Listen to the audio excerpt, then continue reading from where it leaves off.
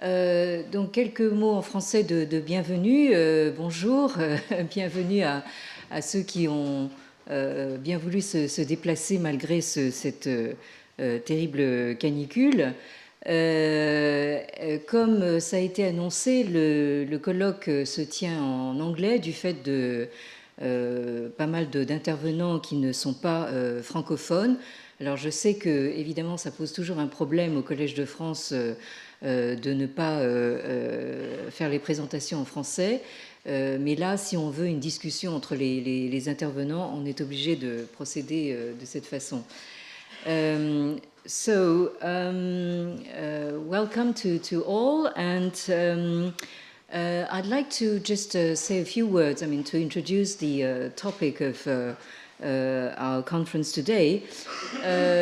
So as you know, Asia has long been represented as the exotic other, but in contrast with the others, such as the Orient, what we would call now the Middle East, or Africa, this Asia has been specifically depicted in terms of Oriental wisdoms, of peace and harmony. So I'm referring to this myth of Indian nonviolence, Chinese mythical harmony, and of course the famous Japanese Zen. So this conference propounds to offer a counterpoint to these representations,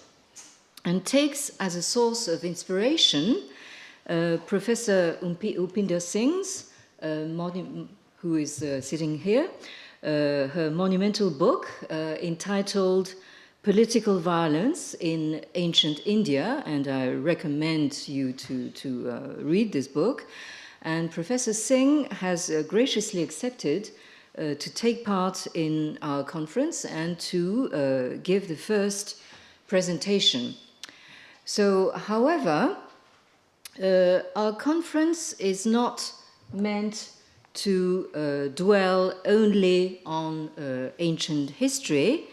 In spite of the illustration on the poster, which you have all seen,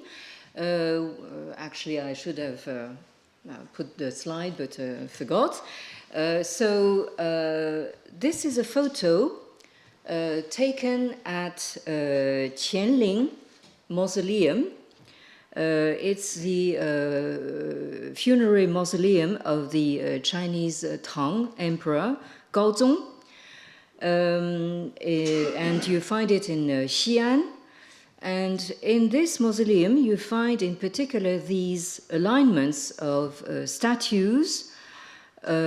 which have been identified as the statues of foreign envoys to the Chinese court,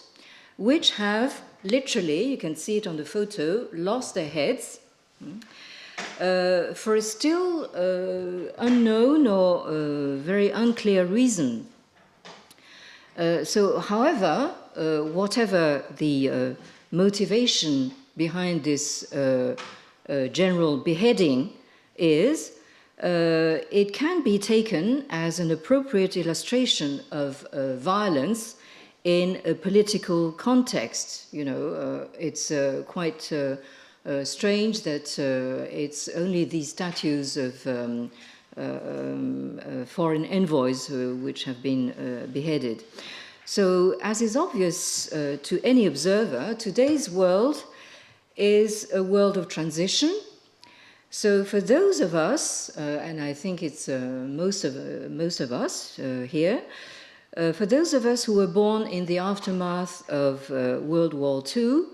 the world we live in now has no longer anything to do with the world we were born into. In just a few decades, the world order has changed radically, moving from a bipolar Cold War opposition between two massive blocs into a multipolar world in which entities of the former so-called Third World are fast emerging as the actual potentialities for the future. Notably, entities on the Asian side, like China and India, which are by now regarded as the main challengers of North American supremacy, while Latin America and Africa are building up their potential to become the next entities to be reckoned with. It is therefore no longer possible to carry on seeing the world and analyzing it from the European viewpoint, which has prevailed for centuries in the wake of the so-called great discoveries around the year 1500. So the Eurocentric historical viewpoint has been challenged for some time already, in particular by what has been known as subaltern and post-colonial studies, initiated by intellectuals and academics from various parts of the world, but many of whom are actually Indian-born. So the aim of the present conference is not to sail along this trend, which has become all too fashionable in academia, and has itself come under critical fire for being still in some ways Euro-focused, but our aim will be to look afresh into the multifarious ways in which different parts of the Asian region have interacted through trade, intercultural exchanges, etc., without being always exempt of certain forms of violence, which in some cases have led to open conflicts and all-out wars. And these conflicts and wars have, of course, already been largely studied by historians. However, much less attention has been devoted to more subtle and less obviously physical and visible, but no less real and effective forms of violence, which are more of a symbolic or representational nature. So the viewpoint adopted by the present conference is by no means geopolitical or geostrategic, such as is currently represented in countless publications churned out by international relations think tanks. Our conference endeavors to bring to light certain commonalities and convergences in the narratives and self-representations of different entities in Asia that have been so far remained hidden, whether or not for deliberate reasons, and are still lurking in the background of contemporary inter-Asian relations, making them awkward, uneasy, or unbalanced. It has become, therefore, urgent and crucial to realize that there is more than meets the eye, so as to keep a lucid watch as historians and as citizens of the world on what is happening around us. So just to cite one example, one particularly striking example of a seemingly beautiful and wonderfully harmonious and well-meaning vision, but actually fraught with hidden violence, that is the Pan-Asian discourse that was developed and disseminated among a number of intellectuals, mainly from India, Japan, and China, in the late 19th and early 20th centuries. The idea of an overall unity linking together the different parts of Asia in opposition to Western modernity and values, which had been badly damaged by the horror and destruction of colonial wars and the First World War, was undeniably, this Pan-Asian discourse was undeniably a vision full of grandeur, and it did exert a powerful appeal on many of the best Asian minds of the time. But the Pan-Asian discourse was to be appropriated by the militaristic ideology developing in Japan, which then occupied a position of leadership in Asia and was soon to launch a vast military campaign against China with the well-known consequences that ensued for all Asia. In retrospect, however, it turns out to be all the more important to look back into that discourse developed a century ago, since some elements are seen to be resurging in Asia today, especially in the ideological constructions put forward by China, which has by now replaced Japan in the regional leadership. At a time when China is reasserting its heft and centrality in the world order by mitigating its hard power, both economic and military, with a semblance of soft power, with a nondescript mixture of Confucian harmony and a vindication of China's supposed, I quote, 5,000 years of continuous civilization, as the Confucius Institutes would like to have it. And so at a time when China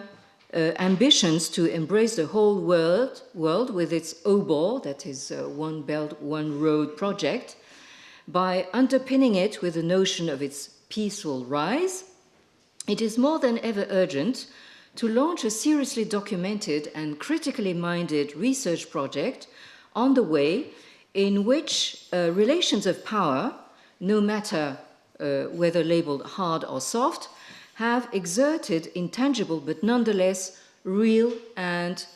traumatic violence on the minds of people across Asia over the past centuries.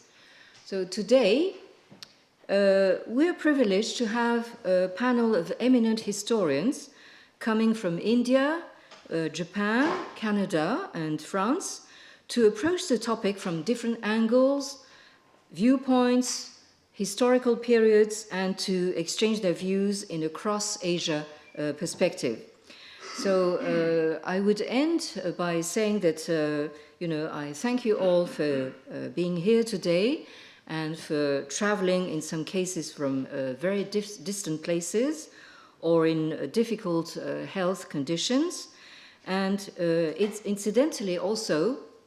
I would be very grateful to you for putting up with this exceptional severe heat wave over France and Paris. And in fact, we have another big conference in the next room on the climate, precisely. And the buffet that you see in the foyer is not for us. I mean, it's for these people worrying about the climate. But in any case, in some respect, the Collège de France, and especially this amphitheater, is probably one of the coolest places you could think of today. So let me please remind the speakers to keep to a maximum of 25 to 30 minutes for each presentation, allowing for a few minutes for questions and answers, so that we can finish in time first for a refreshing lunch and finally for a relaxed evening. So thank you again for being all here, and I would call for Professor Bhupinder Singh